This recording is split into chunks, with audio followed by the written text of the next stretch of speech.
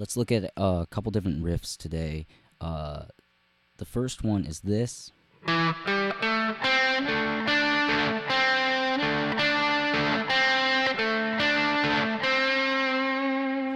don't really have to do a pointer finger bend at the end or the pointer finger vibrato. It's just an added flair or an added touch to what you're doing. I'll do it again.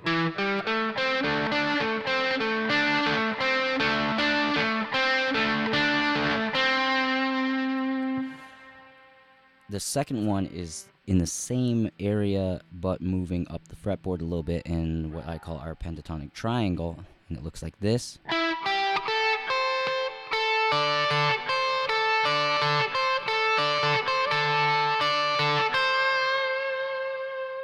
And again, it's pretty much the same thing, but your primary notes you're using are going to be here.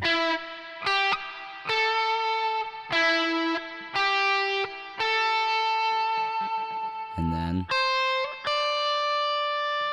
And what you're doing is from every other note, you're going back and forth between the A here and the notes below it.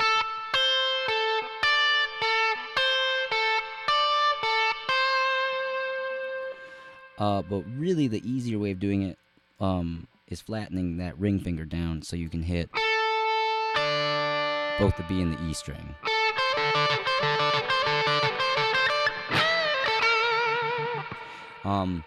And just like I did there, we'll be inserting and extending different parts of it, part of the pentatonic scale. A lot of times that bend right there is a good addition to it. The other riffs that we're going to be looking at is just ascending and descending the scale using your palm muting back here. So being something as simple as this.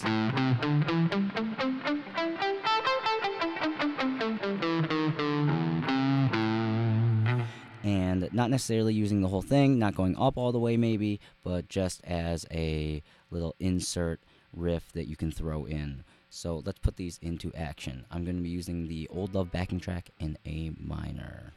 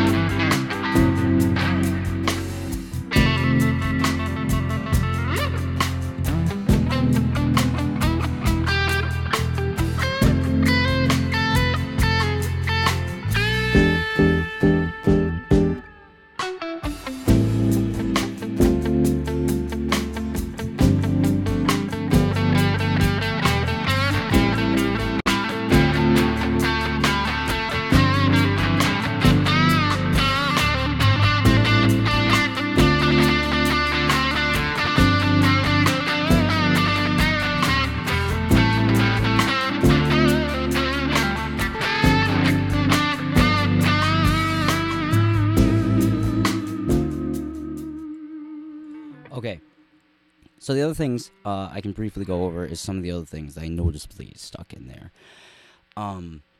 First one are those double stops. Even at a place like that gap during the song, right after the chorus and before the next verse section, it's a good place to throw that in. It's very noticeable. It's very fancy. And for me, I'm a little different than other people. I will be covering a total of 4 frets with it, as you can see. Most people actually are covering 3 frets. When I started doing it, I wanted more immediate results, so I noticed that my fingers were just not strong enough to get that covering 3 frets that bend all the way up. As I can kind of do it now, but I just formed the habit of covering 4 frets with it, and I don't really think there's anything wrong with that. One of the other things is that I am hanging on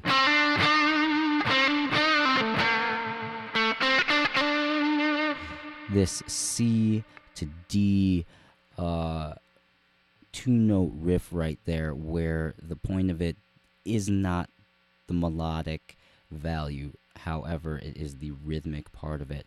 So breaking down into some of those funk rhythms, using that Stevie Ray Vaughan sweeping style of picking, and there's a lot of factors in here to perfect, and I understand. But a lot of it is just grinding out that time and doing things over and over and over again, as monotonous as it might seem. So going over that again, that C to D little riff.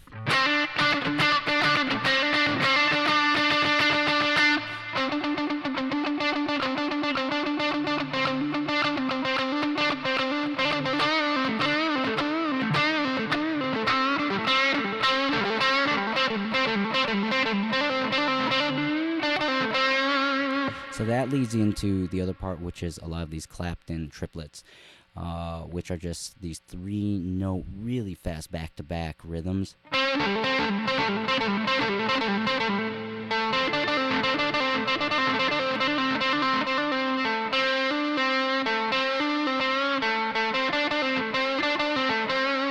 So going over a couple of them, one would be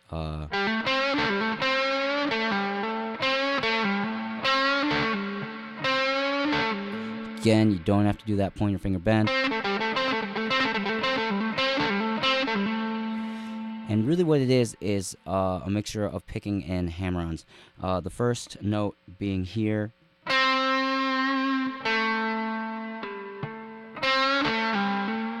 So you're only striking with the pick 2 times. The rest of it is just hammer-ons, which is why it has to be done so fast, because you will lose that sustain and able to hammer on those 2 other notes.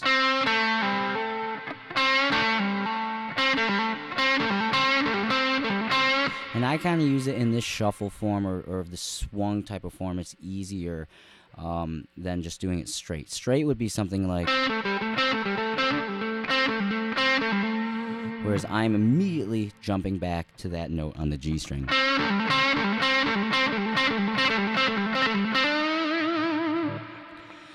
The second mixture with the third one that I'll go over right now is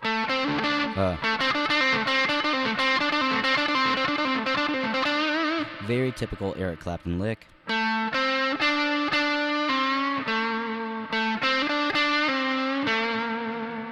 Pick, and then pull off, pick.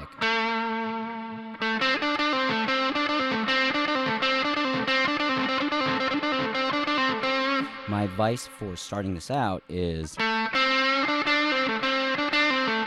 let it bounce a little bit, because then you'll separate it into 2 separate parts. First part being, second part being. And if you let it bounce back and forth,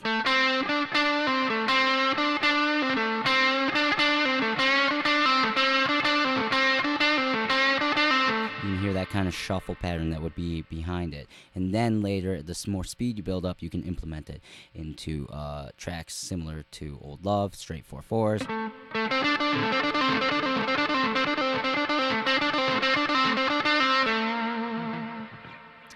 Okay, and the other one is really just the shortened version of that.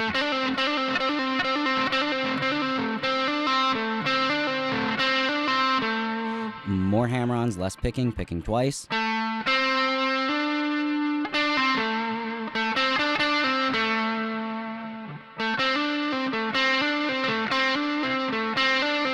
One, two, and one of them leads into the other one. That's the thing to keep in mind, is that it seems like you're picking 3 times, but it's really you're picking twice, and what would be your third pick ends up being the first pick of the next round of triplets.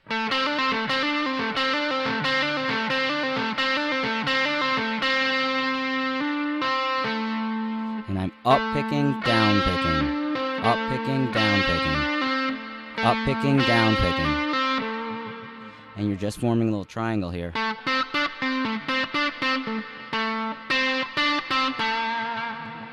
So those are 3 Clapton triplets that can be used.